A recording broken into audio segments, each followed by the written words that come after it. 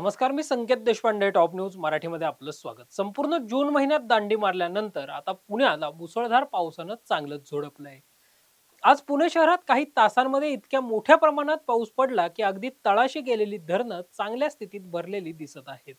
पुण्यात आज कुठे किती पाऊस झाला पाहूया. NDMA अंतर्गत पुणे महानगरपालिकेच्या ICC प्रकल्पाअंतर्गत उभारण्यात आलेल्या वेदर स्टेशनमध्ये प्रत्येक क्षेत्रीय कार्यालयाच्या अंतर्गत पडलेल्या पावसाची नोंद करण्यात आली आहे. हा पाऊस सकाळी 8:30 ते सायंकाळी 5 या अवघ्या 8.5 तासांमध्ये पडला आहे. पाहूयात कोणत्या क्षेत्रीय कार्यालयांच्या अंतर्गत किती पाऊस पडला आहे.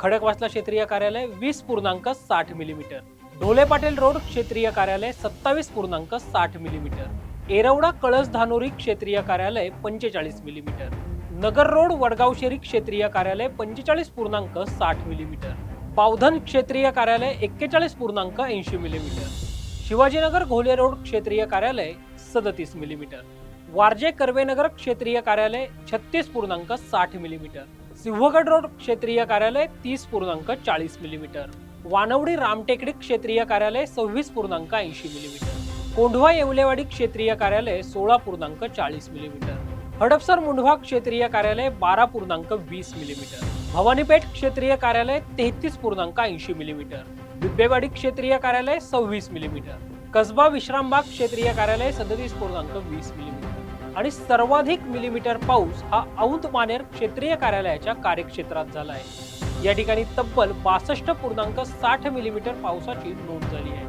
या मुसळधार पावसामुळे पुण्यातील 6ही धरणांची पातळी वाढली आहे.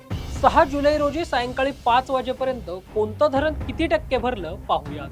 खडकवासला धरण 34.32%, वरसगाव धरण 29.06%, टेमघर धरण 14.99%, पानशेत धरण 31.69%, पवना धरण 48.75%, मुळशी धरण 39.37%.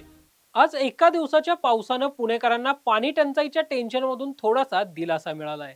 अशाच पद्धतीनं पाऊस सुरू राहिल्यास सर्वच धरणं लवकर भरतील व त्यानंतर पाण्याचा विसर्ग करावा लागू शकतो, असा सावधानतेचा इशाराही महानगरपालिका व जिल्हा प्रशासनानं दिला आहे.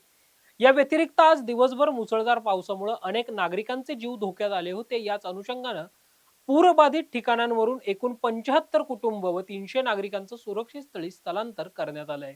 अजूनही पुढचे 2 दिवस ऑरेंज अलर्ट असल्यामुळे नागरिकांना सतर्कतेचा इशारा देण्यात आला आहे. तुमची car, electric panel, data server आगीपासून सुरक्षित आहे का? नाही? मग आजच बसवा F protect temperature activated fire suppression device. यामध्ये आहे eco friendly non toxic pressurised liquid, जे आग लागल्यास क्षणार्धात ऍक्टिव्हेट होऊन आगीवरती मिळवते नियंत्रण. बसवण्यास अतिशय सोपे आणि सुटसुटीत टेकालिपचे एक दर्जेदार उत्पादन एफ प्रोटेक्ट.